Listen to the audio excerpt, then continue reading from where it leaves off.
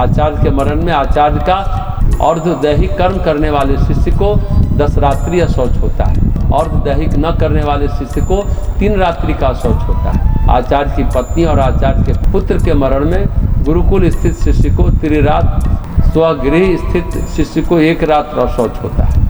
शिष्य द्रव्य देकर यदि दूसरे से अपने गुरु का दाह कराए तो भी शिष्य को 10 दिन का अशौच होता है। शिष्य के घर में यदि गुरु की मृत्यु हो तो गुरु का दाह करने पर भी शिष्य को जीरा अशौच होता है। अपने घर में मित्र मर जाए तो 1.5 दिन का अशौच होता है, और यदि मित्र अन्यत्र मरे तो 1 रात्र अशौच होता है।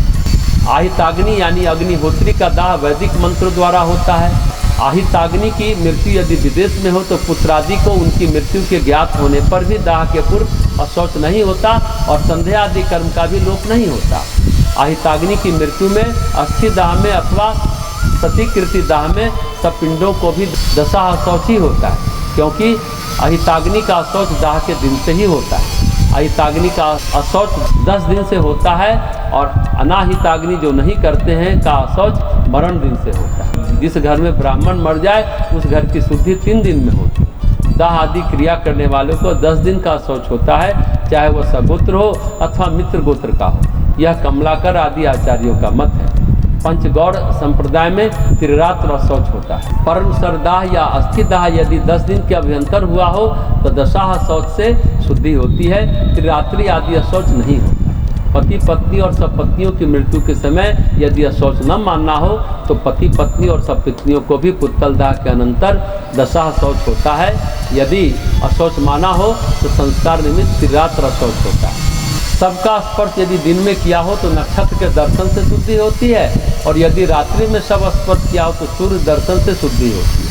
सुबह से निर्हरण सबको श्मशान ले जाने वाले को 1 दिन का अशौच होता है।